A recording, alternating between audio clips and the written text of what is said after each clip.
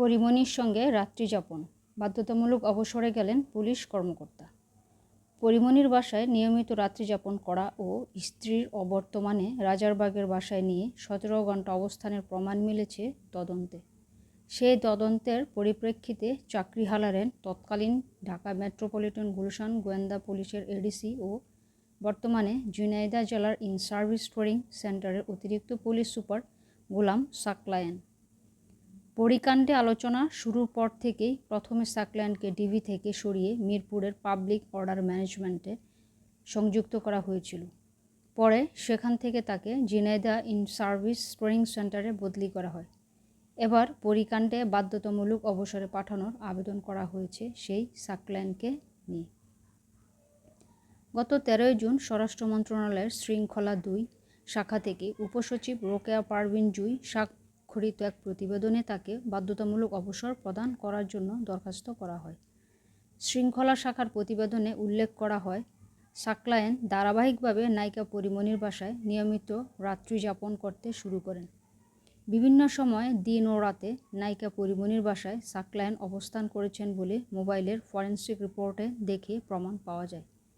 Report পর্যালোচনার পর দেখা যায়, তার ও পরিমণির আদান প্রদান মেসেজসমূহ 29 জুলাই 2021 তারিখ হতে 3 আগস্ট 2021 তারিখ পর্যন্ত পরিমণির ফেসবুক আইডি ও গোলাম সাকলায়েন শিথিল নামে ফেসবুক মেসেঞ্জারে কথোপকথন এবং তাদের হোয়াটসঅ্যাপ নম্বরে 11 জুলাই 2021 তারিখ হতে 4 আগস্ট 2021 তারিখ পর্যন্ত কথোপকথনের সাধারণ পরিচিতি বা পেশাগত প্রয়োজনে স্থাপিত কোনো সম্পর্ক নয়, বরং তা অনৈতিক প্রেমের সম্পর্কের কথোপকথন। প্রতিবেদনে আরও বলা হয়, 1 আগস্ট 2021 তারিখ ভোর 6টা থেকে 2 আগস্ট 2021 তারিখ রাত 3টা পর্যন্ত রাজারবাগ মধুমতি পুলিশ অফিসার্স কোয়ার্টার্সে নায়িকা পরিমণির যাতায়াতের ধারণকৃত সিসিটিভি ফুটেজের ফরেনসিক প্রতিবেদনে বিশ্লেষণও প্রমাণ পাওয়া যায়।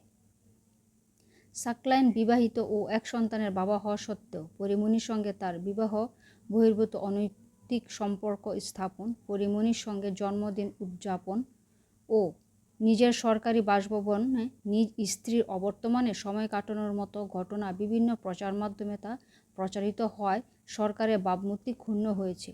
উল্লেখিত অভিযোগে তার বিরুদ্ধে বিভাগীয় মামলা হয়।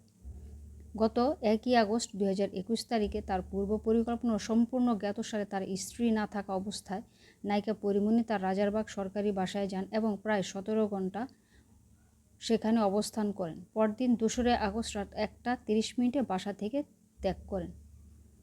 তার ও নায়িকা পরিমণির সম্পর্কের বিষয়টি বিভিন্ন অনলাইন ও প্রিন্ট মিডিয়ায়, টেলিভিশন ও বিভিন্ন সোশ্যাল মিডিয়ায় ব্যাপকভাবে ছড়িয়ে পড়ে এবং যার ফলে জনমনে এ বিষয়ে নানারূপ বিরূপ প্রতিক্রিয়া ও সমালোচনার জন্ম দেয়।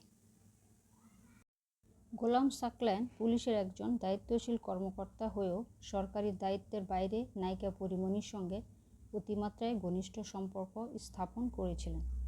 তিনি বিবাহিত ও এক সন্তানের জনক হওয়া সত্ত্বেও পরিমণির সঙ্গে তার বিবাহ বহির্ভূত অনৈতিক সম্পর্ক স্থাপন ও পরিমণির সঙ্গে জন্মদিন উদযাপন ও নিজের সরকারি বাসভবনে নিজ স্ত্রীর অবর্তমানে সময় কাটানোর মতো ঘটনা বিভিন্ন প্রচার মাধ্যমে তা প্রচারিত হওয়ায় সরকারের ভাবমূর্তি ক্ষুণ্ণ হয়েছে।